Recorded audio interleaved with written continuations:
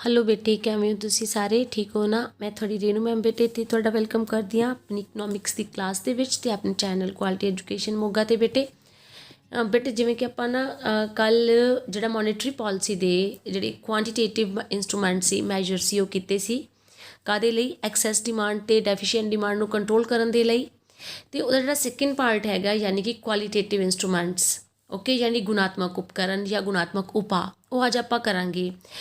ਕੱਲ੍ਹ ਨਾਲੋਂ ਥੋੜ੍ਹੇ ਈਜ਼ੀ ਵੀ ਆ ਅਤੇ ਮਤਲਬ ਉਹਨਾਂ ਦੀ ਗਿਣਤੀ ਵੀ ਘੱਟ ਹੈਗੀ ਆ, ਤੁਸੀਂ ਬੜਾ ਜਲਦੀ ਕਰ ਲਓਗੇ। ਲੇਕਿਨ ਇੱਕ ਚੀਜ਼ ਸਮਝ ਲੈਣਾ ਕਿ ਕੁਆਂਟੀਟੇਟਿਵ ਅਤੇ ਕੁਆਲਿਟੇਟਿਵ 'ਚ ਡਿਫਰੈਂਸ ਕੀ ਹੈਗਾ। ਜਿਹੜੇ ਕੁਆਂਟੀਟੇਟਿਵ ਸੀ ਨਾ ਬੇਟੇ, ਉਹ ਪੂਰੀ ਦੀ ਪੂਰੀ ਅਰਥ ਵਿਵਸਥਾ 'ਚ ਸਾਰੀ ਮੁਦਰਾ ਦੇ ਪ੍ਰਵਾਹ ਨੂੰ ਕੰਟਰੋਲ ਕਰਨ ਦੇ ਲਈ ਯੂਜ਼ ਕੀਤੇ ਜਾਂਦੇ ਸੀ। ਲੇਕਿਨ ਜਿਹੜੇ ਆਪਣੇ ਕੁਆਲੀਟੇਟਿਵ ਮੈਜਰਸ ਹੈਗੇ ਆ ਨਾ, ਇਹ ਕੀ ਆ, ਇਹਨਾਂ ਨੇ ਕ੍ਰੈਡਿਟ ਕੰਟਰੋਲ ਤਾਂ ਕਰਨਾ ਹੈ, ਯਾਨੀ ਸਾਖ ਵਾਲੀ ਮਾਤਰਾ ਯਾਨੀ ਕਰਜ਼ੇ ਦੀ ਮਾਤਰਾ ਨੂੰ ਕੰਟਰੋਲ ਕਰਨਾ ਹੈ, ਪਰ ਫॉर ਸਮ ਸਪੈਸ਼ਲ ਪਰਪਸਿਸ। ਲੇਕਿਨ ਕੁਝ ਖਾਸ ਉਦੇਸ਼ਾਂ ਦੇ ਲਈ ਜਿਹੜੇ ਲੋਨਸ ਦਿੱਤੇ ਜਾਂਦੇ ਆ ਨਾ, ਉਹਨਾਂ ਨੂੰ ਕੰਟਰੋਲ ਕਰਨਾ ਹੁੰਦਾ, ਯਾਨੀ ਕਿ ਸਿਲੈਕਟਿਵ ਕ੍ਰੈਡਿਟ ਕੰਟਰੋਲ ਆ ਜਾਂਦਾ ਇਹਦੇ ਵਿੱਚ ਵੀ ਕੁਝ ਖਾਸ ਪਰਪਸਿਸ ਦੇ ਲਈ। ਤਾਂ ਇਹਦੇ ਲਈ ਜਿਹੜੇ ਇੰਸਟਰੂਮੈਂਟਸ ਹੈਗੇ ਆ ਉਹ ਕਿਹੜੇ ਹੈਗੇ ਆ, ਉਹ ਦੇਖੋ। ਫਸਟ ਹੈ ਕਰਜ਼ਿਆਂ ਦੀ ਸੀਮਾਂਤ ਲੋੜ। ਮੈਂ ਸਿਰਫ ਰੀਡ ਕਰ ਰਹੀ ਹਾਂ, ਸਮਝਾਉਣੀ ਹਾਂ ਤੁਹਾਨੂੰ ਵਿਦਿਨ ਸੈਕਿੰਡਸ। ਕਰਜ਼ਿਆਂ ਦੀ ਸੀਮਾਂਤ ਲੋੜ, ਸਾਖ ਦੀ ਰਾਸ਼ਨਿੰਗ, ਪ੍ਰਤੱਖ ਕਾਰਵਾਈ ਅਤੇ ਨੈਤਿਕ ਪ੍ਰਭਾਵ। ਇਹ ਜਿਹੜੇ ਚਾਰ ਹੈਗੇ ਨੇ, ਇਹ ਚਾਰ ਕੀ ਨੇ? ਕੁਆਲੀਟੇਟਿਵ ਇੰਸਟਰੂਮੈਂਟਸ ਨੇ। ਓਕੇ, ਆਪਾਂ ਪਹਿਲਾਂ ਇਹਨਾਂ ਦੇ ਮੀਨਿੰਗਸ ਪੜ੍ਹਾਂਗੇ ਵੀ ਇਹ ਚਾਰ ਹੈ ਕੀ ਚੀਜ਼, ਫਿਰ ਇਹਨਾਂ ਨੂੰ ਯੂਜ਼ ਕਿਵੇਂ ਕਰਦੇ ਹਾਂ ਐਕਸੈਸ ਡਿਮਾਂਡ ਨੂੰ ਕੰਟਰੋਲ ਕਰਨ ਲਈ ਜਾਂ ਫਿਰ ਡੈਫੀਸ਼ੀਐਂਟ ਡਿਮਾਂਡ ਨੂੰ ਕੰਟਰੋਲ ਕਰਨ ਦੇ ਲਈ। These are very easy. ਚਾਹੂੰਗੀ ਤਾਂ ਮੈਂ ਇਹੀ ਕਿ ਜਦੋਂ ਮੈਂ ਤੁਹਾਨੂੰ ਇਹਨਾਂ ਦੇ ਮੀਨਿੰਗ ਸਮਝਾ ਰਹੀ ਹੋਵਾਂ ਤਾਂ ਨਾਲ ਹੀ ਤੁਹਾਨੂੰ ਮੈਂ ਇਹਨਾਂ ਦੀ ਯੂਜ਼ਸ ਯਾਨੀ ਕਿ ਐਕਸੈਸ ਨੂੰ ਕਿਵੇਂ ਕੰਟਰੋਲ ਕਰਨਾ, ਐਕਸੈਸ ਡਿਮਾਂਡ ਨੂੰ, ਅਤੇ ਡੈਫੀਸ਼ੀਐਂਟ ਡਿਮਾਂਡ ਨੂੰ ਵੀ ਕਿਵੇਂ ਕੰਟਰੋਲ ਕਰਨਾ, ਤੁਸੀਂ ਨਾਲ ਹੀ ਸਮਝ ਲਓ। ਓਕੇ ਬੇਟੇ, ਤਾਂ ਚਲੋ ਫਿਰ ਅਗਰ ਤੁਸੀਂ ਚੈਨਲ ਸਬਸਕ੍ਰਾਈਬ ਨਹੀਂ ਕੀਤਾ ਹਜੇ ਤਾਂ ਸਬਸਕ੍ਰਾਈਬ ਕਰ ਦਿਓ। ਵੀਡੀਓ ਨੂੰ ਐਂਡ ਤੱਕ ਵਾਚ ਕਰਨਾ, ਲਾਈਕ ਜ਼ਰੂਰ ਕਰਨਾ, ਹਾਰਡ ਵਰਕ ਨੂੰ ਐਪਰੀਸ਼ੀਏਟ ਕਰਿਆ ਕਰੋ। ਆਪਣੇ ਬੋਰਡ ਐਗਜ਼ਾਮਸ ਦੀ ਤਿਆਰੀ ਨੂੰ ਬਹੁਤ ਸੀਰੀਅਸਲੀ ਕਰਨਾ, because +2 is a very crucial year for you. ਤਾਂ ਇਹ ਥੋੜ੍ਹੇ ਜਿਹੇ ਦਿਨਾਂ ਦੀ ਮਿਹਨਤ ਜਿਹੜੀ ਹੈ ਉਹ ਤੁਹਾਨੂੰ ਕਿੱਥੇ ਵੀ ਪਹੁੰਚਾ ਸਕਦੀ ਹੈਗੀ ਆ, ਪਹੁੰਚਾ ਸਕਦੀ ਹੈਗੀ ਆ। ਓਕੇ ਬੇਟੇ, ਤਾਂ ਚਲੋ ਫਿਰ ਆਪਾਂ ਸਟਾਰਟ ਕਰਦੇ ਹਾਂ ਕੁਆਲੀਟੇਟਿਵ ਇੰਸਟਰੂਮੈਂਟਸ।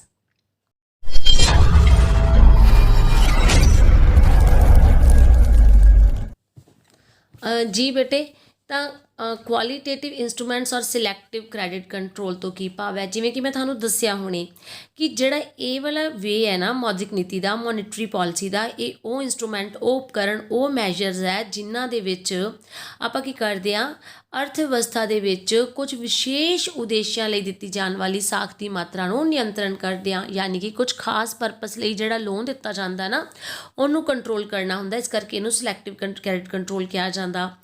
ਇਹਦੇ ਵਿੱਚ ਜਿਹੜਾ ਫਸਟ ਹੈਗਾ ਇਹਦਾ ਇੰਸਟਰੂਮੈਂਟ, ਉਹ ਕੀ ਹੈ? ਮਾਰਜਿਨ ਰਿਕੁਆਇਰਮੈਂਟਸ ਆਫ ਲੋਨਸ, ਯਾਨੀ ਕਰਜ਼ਿਆਂ ਦੀ ਸੀਮਾਂਤ ਲੋੜ ਆ। ਜਦੋਂ ਤੁਸੀਂ ਇਸ ਵਰਡ ਨੂੰ ਸਮਝਣਾ ਹੈ, ਤੁਹਾਨੂੰ ਡਿਫਰੈਂਟ ਜਿਹਾ ਲੱਗਦਾ ਪਿਆ ਹੋਣਾ ਤਾਂ ਇਹਦਾ ਮਤਲਬ ਕੀ ਆ, ਮੈਂ ਤੁਹਾਨੂੰ ਬਿਲਕੁਲ ਸਿੰਪਲ ਲੈਂਗੁਏਜ ਸਮਝਾਉਣੀ ਆ। ਦੇਖੋ, ਆਪਾਂ ਕਿਤੇ ਵੀ ਲੋਨ ਲਈਏ, ਬਹੁਤ ਸਾਰੇ ਲੋਕ ਜਿਹੜੇ ਆ, ਆਪਾਂ ਜੇਕਰ ਆਪਾਂ ਨੋਨ ਇੰਸਟੀਟਿਊਸ਼ਨਲ ਜਗ੍ਹਾ ਤੋਂ ਲੋਨ ਲੈਂਦੇ ਹਾਂ, ਜਿਵੇਂ ਕਿ ਮੰਨ ਲਓ ਕਈ ਵਾਰੀ ਅਸੀਂ ਬਨੀਆਂ ਤੋਂ, ਸੁਨਿਆਰੇ ਤੋਂ ਆਪਾਂ ਲੋਨ ਲੈਂਦੇ ਹਾਂ। ਜਦੋਂ ਆਪਾਂ ਲੋਨ ਜਾਂ ਕਰਜ਼ਾ ਲੈਂਦੇ ਹਾਂ ਤਾਂ ਉਦੋਂ ਆਪਾਂ ਨੂੰ ਇੱਕ ਜ਼ਮਾਨਤ ਰੱਖਣੀ ਪੈਂਦੀ ਆ।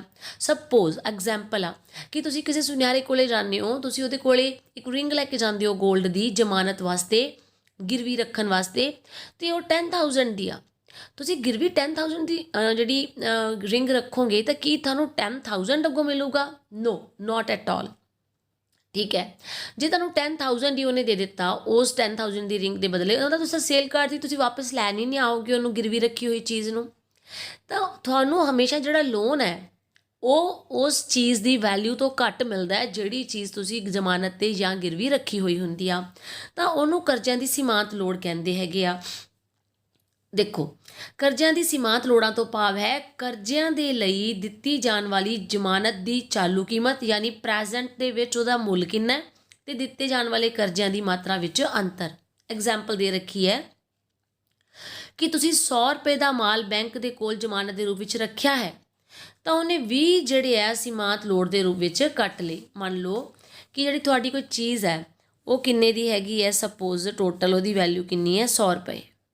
ਠੀਕ ਹੈ, ਤਾਂ ਉਹ ਤੁਹਾਨੂੰ 100 ਰੁਪਏ ਨਹੀਂ ਦਊਗਾ, ਉਹਦੇ ਵਿੱਚੋਂ ਉਹਨੇ 20 ਰੁਪੀਜ਼ ਜਿਹੜੇ ਹੈ ਉਹ ਕੱਟ ਦੇਣੇ ਹੈ, ਤਾਂ ਮਤਲਬ ਤੁਹਾਨੂੰ ਕਿੰਨਾ ਲੋਨ ਦਿੱਤਾ ਉਹਨੇ? 80 ਰੁਪੀਜ਼ ਦਾ। ठीक है। तो हुण पॉइंट इत्थे यह है कि ये जिहड़ी सीमांत लोड़ है, आ सीमांत लोड़ होगी जिहड़ी, यानी कि उस चीज़ की प्रैजेंट वैल्यू 100 रुपए ते उहदे बदले दिते जाण वाले करजा उनकी मात्रा दे विच अंतर जिहड़ा है ना वो की हुंदी है, सीमांत लोड़ हुंदी आ। ਤਾਂ ਇਹਨੂੰ ਘਟਾ ਕੇ ਜਾਂ ਵਧਾ ਕੇ ਐਕਸੈਸ ਡਿਮਾਂਡ ਜਾਂ ਡੈਫੀਸ਼ੀਟ ਡਿਮਾਂਡ ਨੂੰ ਕੰਟਰੋਲ ਕੀਤਾ ਜਾ ਸਕਦਾ। ਜਦੋਂ ਵੀ ਰਿਜ਼ਰਵ ਬੈਂਕ ਜਿਹੜਾ ਹੈ ਉਹ ਬੈਂਕਸ ਨੂੰ ਇਹ ਕਹਿ ਸਕਦਾ ਹੈ ਕਿ ਤੁਸੀਂ ਹੁਣ 20 ਨਹੀਂ 30 ਰੱਖੋ ਕੋਲੇ, ਯਾਨੀ 70 ਦਿਓ। ਉਹ ਵੀ ਇਹ ਵੀ ਕਹਿ ਸਕਦਾ ਹੈ ਤੁਸੀਂ 20 ਨਹੀਂ 10 ਰੱਖੋ ਕੋਲ ਤੇ 90 ਦਿਓ। यानी कि डिपेंड करता कि कर्जियां की सीमांत लोड़ नूं घटाया जाता है या फिर वधाया जाता है लोड़ मुताबिक। ठीक है, साख नूं कंट्रोल करन दे लई जे तां बैंक ये चाहता है, रिजर्व बैंक ऑफ इंडिया, कि लोगों के हाथ में पैसा ज़्यादा जाए तो वह इस सीमांत लोड़ नूं घटा दूगा। जे वो 10 कर दूगा तो 90 लोन के रूप चला गया। लेकिन जे वो चाहता है कि हत्थ 'च पैसा घट जाए तो इस सीमांत लोड़ नूं वधा दूगा, यानी 10 तो की करता उन्हें 30 करता 30 करता तो लोगों का 70 जाऊगा। यानी कि RBI can change this thing, इस सीमांत लोड़ नूं चेंज करके that can control the excess demand और डेफिशिएंट डिमांड। ओके, तो फिर वो अर्थव्यवस्था में कुछ खास व्यापारिक क्रियावां दे लई साख दे प्रवाह नूं घट कीता जाना है। तो उन्हें मतलब सिंपली तुसीं यही गल नूं समझो कि सीमांत लोड़ नूं वधा भी सकदा है ते ओह घटा भी सकदा है। उस तो बाद आ गया बेटे rationing of to the credit. Rationing की हुंदी है? राशनिंग जिन्हों साख की राशनिंग कहते हैं। साख की राशनिंग का भाव है कि केंद्रीय बैंक द्वारा साख के प्रवाह का खास रूप नाल सट्टे स्पैकूलेशन के लिए दिते जाने वाली साख की मात्रा का नियंत्रण करना। स्पैकूलेशन मोटिव की हुंदा या स्पैकूलेशन वास्ते क्यों यूज़ करते हैं? कई बार तुसीं देखिया होना कि जिवें अपन पता होंदा कि रुपी का वैल्यू जिहड़ी है घटन वाली है या वधन वाली है, मतलब एक एस्टीमेट होंदा है मार्केट कंडीशन के अकॉर्डिंग। जिवें गोल्ड है, गोल्ड का प्राइस घटना वधना आपां रोज़ देखते रहने हैगे आ। तो जदों असीं ये सोच के मतलब जिहड़ा है सपोज आपां गोल्ड खरीद के रख लैंदे आ कि भी आने वाले 6 मंथ्स दे विच गोल्ड महंगा हो जाऊगा तो असीं उदों वेच देवांगे, तो ये स्पैकूलेशन है। ठीक है, सट्टा है एक तरह का, सट्टा ही है ना ये, कि आपां नूं की पता है कि प्राइस घटना या वधना है, लेकिन आपां मार्केट कंडीशनस देख लैंदे आ कि इनका रेट वध सकता है जिस हिसाब नाल वध रहा। तो अज आप 40,000 ते मान लो तोला सोने का रेट है तो आप खरीद लिया, अपन पता कि 6 महीने बाद 46,000 हो जाना तो आप उदों सेल कर देंगे तो आप 6,000 का फायदा हो सकता है एक तोले मगर। तो ये स्पैकूलेशन है। जो स्पैकूलेशन मोटिव होंदा ना उस समय भी की होंदा है, मतलब स्पैकूलेशन वास्ते जी आप हुण मान लो मैं गोल्ड लैना चाहनी हाँ तो मैं लोन लिए अपलाई करदी हाँ, तो हुण RBI कंट्रोल कर सकता कि इस बंदे ने किस परपस लिए लोन लेना है, कि उन्हें कोई इन्वेस्टमेंट वास्ते लेना है, स्पैकूलेशन वास्ते लेना या कादे लिए लेना, तो वह इस तरीके वाले लोन नूं भी कंट्रोल कर सकता है। मतलब केंद्रीय बैंक खास व्यवसाय, व्यवसाय मैंने बिजनेस, जिहड़े खास बिजनेस है उन्हां लई दित्ती जाने वाली साख की मात्रा का कोटा निर्धारित कर दिंदा है। कोटा निर्धारित कर दिंदा है कि इस काम लई सिर्फ इन्ना ही लोन दिता जाएगा। डायरैक्ट एक्शन, प्रतੱਖ कार्रवाई किहड़ी है? प्रतੱਖ कार्रवाई सिंपल गल है, गल नहीं समझोगे तो तुहाडे खिलाफ एक्शन लिया जाऊगा। केंद्रीय बैंक नूं कदे कदे मजबूर होकर दूजे बैंकों के विरुद्ध प्रतੱਖ कार्रवाई भी करनी पैंदी है, सख्ती करनी पैंदी है।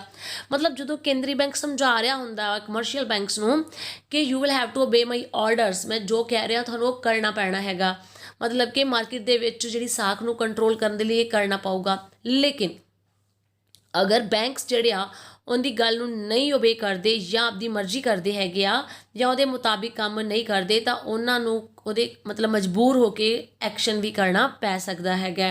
नैक्सट नैतिक प्रभाव, मॉरल प्रैशर की आ कई बारी जिहड़ा RBI आ ना वो नैतिक प्रभाव पाउंदा, मतलब दूजे बैंक्स की एग्जाम्पल दिंदा है। ठीक है, जिवें आपां भी एक विगड़े हुए बच्चे नूं समझाना हुंदा तो एक सियाने बच्चे की एग्जाम्पल दिंदे आ, देखो कहना मनदा तो वो किन्ने राइज कर रहा, किन्नी तरक्की कर रहा, किन्ना वधिया पढ़दा, वी डू दैट। तो similarly when RBI wants that तो वह की करदा, वो भी दूजे बैंकों ते नैतिक प्रभाव पा सकदा ते साख नियंत्रण कर सकदा। मतलब उन्होंने कह सकदा कि देखो दूसरे बैंक जिहड़े मेरी गल मान रहे आ, वो इस परपस लिए लोन नहीं दे रहे हैगे तो तुहानूं भी नहीं देना चाहिदा गा। तो फिर इस तरीके नाल मैनिपुलेट करके वो अपने मुताबिक काम करने लिए सहमत कर लैंदा हैगा, मतलब नियंत्रण कर लैंदा है। ਇਹ ਤਾਂ ਹੋ ਗਏ ਮੀਨਿੰਗਸ ਇਹਨਾਂ ਦੇ ਕਿ ਮਾਰਜਨਲ ਰਿਕੁਆਇਰਮੈਂਟ ਆਫ ਲੋਨਸ ਕੀ ਆ, ਰੈਸ਼ਨਿੰਗ ਕੀ ਆ, ਡਾਇਰੈਕਟ ਐਕਸ਼ਨ ਕੀ ਆ ਤੇ ਮੋਰਲ ਪ੍ਰੈਸ਼ਰ ਕੀ ਆ। ਹੁਣ ਆਪਾਂ ਇਹਨਾਂ ਦੀ ਯੂਜ਼ ਪੜ੍ਹਦੇ ਹਾਂ ਕਿ ਇਹਨਾਂ ਨੂੰ ਐਕਸੈਸ ਡਿਮਾਂਡ ਲਈ ਜਾਂ ਡੈਫੀਸ਼ੀਐਂਟ ਡਿਮਾਂਡ ਲਈ ਕਿਵੇਂ ਯੂਜ਼ ਕੀਤਾ ਜਾਂਦਾ ਹੈ ਬੇਟੇ। Let's read then. ਹਾਂਜੀ ਬੇਟੇ, ਤਾਂ ਆਪਾਂ ਜਿਹੜਾ ਹੁਣੇ ਪੁਆਇੰਟਸ ਪੜ੍ਹੇ ਨੇ ਕਰਜ਼ਿਆਂ ਦੀ ਸੀਮਾਂਤ ਲੋੜ ਜਾਂ ਸਾਖ ਦੀ ਰਾਸ਼ਨਿੰਗ ਜਾਂ ਮੋਰਲ ਪ੍ਰੈਸ਼ਰ ਵਾਲੇ, ਤਾਂ ਉਹਨਾਂ ਨੂੰ ਮੈਂ ਤੁਹਾਨੂੰ ਕੱਲ੍ਹ ਸਮਝਾਇਆ ਸੀ ਨਾ, ਜਿਹੜੇ ਆਪਾਂ ਕੁਆਂਟੀਟੇਟਿਵ ਮੈਥਡਸ ਕੀਤੇ ਸੀਗੇ, ਮੈਜਰਸ ਕੀਤੇ ਸੀਗੇ, ਤਾਂ ਉਹਨਾਂ ਨੂੰ ਹੀ ਮੈਂ ਕੰਟੀਨਿਊ ਕਰ ਰਹੀ ਹਾਂ ਅੱਗੇ। ਕੱਲ੍ਹ ਆਪਾਂ 5 ਪੁਆਇੰਟਸ ਕਰ ਚੁੱਕੇ ਸੀ ਇਹਨਾਂ ਦੇ, ਤੁਸੀਂ ਪ੍ਰੀਵੀਅਸ ਵੀਡੀਓ ਜ਼ਰੂਰ ਵਾਚ ਕਰ ਲੈਣਾ ਇਹਨੂੰ ਸਮਝਣ ਦੇ ਵਾਸਤੇ। ਤਾਂ ਅੱਜ ਆਪਾਂ ਕਹਿ ਰਹੇ ਹਾਂ ਕਿ ਜਿਹੜੀ ਵੱਧ ਮੰਗ ਹੈ, ਘੱਟ ਮੰਗ ਹੈਗੀ ਹੈ, ਘੱਟ ਮੰਗ ਨੂੰ ਸਹੀ ਕਰਨ ਦੇ ਲਈ ਕੀ ਕੀਤਾ ਜਾ ਸਕਦਾ ਇਹਨਾਂ ਕੁਆਲੀਟੇਟਿਵ ਮੈਜਰਸ ਦੇ ਨਾਲ। ਸਭ ਤੋਂ ਪਹਿਲਾਂ ਕਰਜ਼ਿਆਂ ਦੀ ਸੀਮਾਂਤ ਲੋੜ ਨੂੰ ਘੱਟ ਕਰ ਦਿੱਤਾ ਜਾਂਦਾ ਹੈ। ਮੈਂ ਤੁਹਾਨੂੰ ਸਮਝਾ ਦਿੱਤਾ ਕਿ ਜੇ ਤੁਸੀਂ ਡਿਮਾਂਡ ਵਧਾਉਣਾ ਚਾਹੁੰਦੇ ਹੋ, ਠੀਕ ਹੈ, ਡਿਮਾਂਡ ਘੱਟ ਹੈ, ਡਿਮਾਂਡ ਨੂੰ ਕੀ ਕਰਨਾ ਚਾਹੁੰਦੇ ਹੋ, ਵਧਾਉਣਾ ਚਾਹੁੰਦੇ ਹੋ। ਇਹਦਾ ਮਤਲਬ ਹੈ ਤੁਸੀਂ ਕੀ ਚਾਹੁੰਦੇ ਹੋ ਕਿ ਲੋਕਾਂ ਦੇ ਹੱਥ ਵਿੱਚ ਪੈਸਾ ਜ਼ਿਆਦਾ ਹੋਵੇ, ਲੋਕਾਂ ਕੋਲ ਪੈਸਾ ਜਿਹੜਾ ਉਹ ਕੀ ਹੋਵੇ, ਜ਼ਿਆਦਾ ਹੋਵੇ। ਪੈਸਾ ਜ਼ਿਆਦਾ ਕਦੋਂ ਹੋਊਗਾ, ਜਦੋਂ ਉਹਨਾਂ ਨੂੰ ਲੋਨਸ ਮਿਲਣਗੇ, ਕ੍ਰੈਡਿਟ ਲੋਨ। ਹੁਣ ਦੇਖੋ ਫਿਰ ਬੈਂਕ ਕੀ ਕਰਦਾ, ਬੈਂਕ ਕਹਿ ਦਿੰਦਾ RBI ਦੂਸਰੇ ਬੈਂਕਸ ਨੂੰ ਕਿ ਤੁਸੀਂ ਜਿਹੜਾ ਕਰਜ਼ਿਆਂ ਦੀ ਸੀਮਾਂਤ ਲੋੜ ਹੈ ਇਹਨੂੰ ਘਟਾ ਦਿਓ। ਮਤਲਬ ਜਿਹੜੇ ਵੀ ਚੀਜ਼ ਹੈ, ਮੰਨ ਲਓ ਕੋਈ ਚੀਜ਼ 20,000 ਦੀ ਹੈ, ਠੀਕ ਹੈ, 20,000 ਵਾਲੀ ਚੀਜ਼ ਵਾਸਤੇ ਤੁਸੀਂ ਆਪਦੇ ਕੋਲੇ 8,000 ਨਹੀਂ ਰੱਖਣਾ, ਤੁਸੀਂ ਸਿਰਫ ਆਪਦੇ ਕੋਲੇ ਜ਼ਮਾਨਤ ਮਤਲਬ ਉਹਦੀ ਕੀ ਰੱਖਣੀ ਹੈ, 2,000 ਰੁਪਏ ਤੁਸੀਂ ਉਹਨਾਂ ਨੂੰ ਲੋਨ ਦੇ ਰੂਪ 'ਚ ਕਿੰਨਾ ਚੀਜ਼ ਦਿਓ, 18,000 ਦਿਓ। ਇਹਦਾ ਮਤਲਬ ਹੈ ਲੋਕਾਂ ਦੇ ਹੱਥ ਵਿੱਚ ਪੈਸਾ ਕੀ ਆ ਜਾਏਗਾ, ਜ਼ਿਆਦਾ ਆ ਜਾਏਗਾ ਤੇ ਡਿਮਾਂਡ ਜਿਹੜੀ ਆ ਵੱਧ ਜਾਏਗੀ। ਮਤਲਬ ਮਾਰਜਨਲ ਜਿਹੜੀ ਸੀਮਾਂਤ ਲੋੜ ਹੈ ਉਹਨੂੰ ਕੀ ਕਰ ਦਿੱਤਾ ਜਾਂਦਾ ਹੈ, ਘਟਾ ਦਿੱਤਾ ਜਾਂਦਾ ਹੈ। ਉਸ ਤੋਂ ਬਾਅਦ ਸਾਖ ਦੀ ਰਾਸ਼ਨਿੰਗ ਨੂੰ ਬੰਦ ਕਰ ਦਿੱਤਾ ਜਾਵੇ। ਰਾਸ਼ਨਿੰਗ ਮਤਲਬ ਵੀ ਇਸ ਕੰਮ ਲਈ ਲੋਨ ਦੇਣਾ, ਇਸ ਕੰਮ ਲਈ ਲੋਨ ਨਹੀਂ ਦੇਣਾ। ਲੇਕਿਨ ਜਦੋਂ RBI ਇਹ ਚਾਹੁੰਦਾ ਹੈ ਕਿ ਲੋਨ ਦਿੱਤੇ ਜਾਣ ਮਾਰਕੀਟ ਵਿੱਚ, ਫਿਰ ਉਹ ਇਹ ਕਹਿਣਾ ਬੰਦ ਕਰ ਦਿੰਦਾ ਹੈ ਕਿ ਰਾਸ਼ਨਿੰਗ ਕਰੋ। ਉਹ ਕਹਿੰਦਾ ਹੈ ਕਿ ਕਿਸੇ ਵੀ ਪਰਪਸ ਲਈ ਲੋਨ ਦਿੱਤਾ ਜਾਵੇ। ਉਸ ਤੋਂ ਬਾਅਦ ਕੀ ਹੈਗਾ, ਜਿਹੜਾ ਆਪਾਂ ਮੋਰਲ ਪ੍ਰੈਸ਼ਰ ਦੀ ਜਾਂ ਦੀ ਗੱਲ ਕਰਦੇ ਸੀ, ਤਾਂ ਕੇਂਦਰੀ ਬੈਂਕ ਦੁਆਰਾ ਵਪਾਰਿਕ ਬੈਂਕਾਂ ਨੂੰ ਸਾਖ ਦਾ ਵਿਸਥਾਰ ਕਰਨ ਦੀ ਸਲਾਹ ਦਿੱਤੀ ਜਾਂਦੀ ਹੈ। ਮਤਲਬ ਉਹਨੂੰ ਸਮਝਾਇਆ ਕੀ ਜਾਂਦਾ ਹੈ ਕਿ ਤੂੰ ਸਾਖ ਦਾ ਵਿਸਤਾਰ ਕਰ। ਮਤਲਬ ਇਸ ਤਰੀਕੇ ਨਾਲ ਨੈਤਿਕ ਪ੍ਰਭਾਵ ਪਾਇਆ ਜਾਂਦਾ ਹੈ। ਇਹ ਨਹੀਂ ਕਿਹਾ ਜਾਂਦਾ ਕੰਟਰੋਲ ਕਰ, ਉਹਨੂੰ ਤਰੀਕੇ ਦੱਸੇ ਜਾਂਦੇ RBI ਵੱਲੋਂ, ਤੂੰ ਕਿਹੜੇ ਕਿਹੜੇ ਤਰੀਕੇ ਇਸ ਸਮੇਂ ਅਪਣਾ ਸਕਦੇ ਨੇ ਬੈਂਕ ਸਾਖ ਦਾ ਵਿਸਤਾਰ ਕਰਨ ਦੇ ਲਈ। ਯਾਨੀ ਸਸਤੀ ਮੌਦਰਿਕ ਨੀਤੀ ਅਪਣਾਈ ਜਾਂਦੀ ਹੈ, ਜਿਹੜੀ ਕਿ ਹੁਣ ਚੱਲ ਰਹੀ ਹੈ 2021 ਦੇ ਵਿੱਚ, ਵੀ ਕਿੰਨੇ ਜ਼ਿਆਦਾ ਸਸਤੇ ਲੋਨ ਹੋਏ ਨੇ ਹਰ ਤਰ੍ਹਾਂ ਦੇ। ਉਸ ਤਰੀਕੇ ਨਾਲ ਹੀ ਹੈ ਬੇਟੇ ਕਿ ਜੇ ਆਪਣੇ ਕੋਲੇ ਬਹੁਤ ਜ਼ਿਆਦਾ ਮੰਗ ਹੈਗੀ ਹੈ, ਸਫੀਤੀਕ ਅੰਤਰਾਲ ਹੈ, ਤਾਂ ਉਹਨੂੰ ਆਪਾਂ ਕਿਵੇਂ ਸੈੱਟ ਕਰਨਾ ਹੈਗਾ। ਤਾਂ ਉਹਦੇ ਵਾਸਤੇ ਕੀ ਹੈ, ਸਭ ਤੋਂ ਪਹਿਲਾਂ ਤਾਂ ਜਿਹੜੇ ਆਪਾਂ ਕੱਲ੍ਹ ਪੁਆਇੰਟਸ ਕੀਤੇ ਸੀ ਉਹਨਾਂ ਨੂੰ ਕੰਟੀਨਿਊ ਕਰਦੇ ਹਾਂ। ਸਭ ਤੋਂ ਪਹਿਲਾਂ ਜਿਹੜਾ ਇਹਦੇ ਵਿੱਚ ਪੁਆਇੰਟ ਹੈ ਉਹ ਇਹਦੇ 'ਚ ਫਸਟ ਵਾਲਾ ਕਿ ਸੱਟੇ ਸੰਬੰਧੀ ਵਪਾਰਿਕ ਕਿਰਿਆਵਾਂ ਤੇ ਕਰਜ਼ਿਆਂ ਦੀ ਸੀਮਾਂਤ ਲੋੜਾਂ ਨੂੰ ਵਧਾ ਦਿੱਤਾ ਜਾਂਦਾ ਹੈ। ਮਤਲਬ ਇਹ ਕਿਹਾ ਜਾਂਦਾ ਕਿ ਜਿਹੜਾ ਸੱਟੇ ਵਾਸਤੇ ਜਿਹੜਾ ਆਪਾਂ ਲੋਨ ਦੇਣਾ ਹੈ ਉਹ ਨਹੀਂ ਦਿੱਤਾ ਜਾਊਗਾ ਜਾਂ ਘੱਟ ਦਿੱਤਾ ਜਾਊਗਾ। ਤੇ ਕਰਜ਼ੇ ਦੀ ਸੀਮਾਂਤ ਲੋੜ ਮਤਲਬ ਕਿ ਜਿਹੜੀ ਆਹ ਵਾਲੀ ਚੀਜ਼ ਤੁਹਾਨੂੰ ਸਮਝਾਈ ਸੀ ਮੈਂ, ਸੀਮਾਂਤ ਲੋੜ ਨੂੰ ਵਧਾ ਦੇਗਾ। ਹੁਣ ਉਹ ਕਹੇਗਾ ਕਿ ਤੂੰ ਆਪਦੇ ਕੋਲੇ 2 ਨਹੀਂ, ਤੂੰ ਆਪਦੇ ਕੋਲੇ ਕਿੰਨੇ ਪੈਸੇ ਰੱਖ, 8,000। ਮਤਲਬ ਉਸ ਚੀਜ਼ ਦੀ ਵੈਲਿਊ ਕਿੰਨੀ ਪਾ ਦੇ, 12,000 ਤੇ 12,000 ਲੋਨ ਦੇ। ਇਹਦਾ ਮਤਲਬ ਹੈ ਲੋਕਾਂ ਦੇ ਹੱਥ ਵਿੱਚ ਪੈਸਾ ਜਿਹੜਾ ਉਹ ਕੀ ਹੋ ਜਾਏਗਾ, ਘਟ ਜਾਏਗਾ।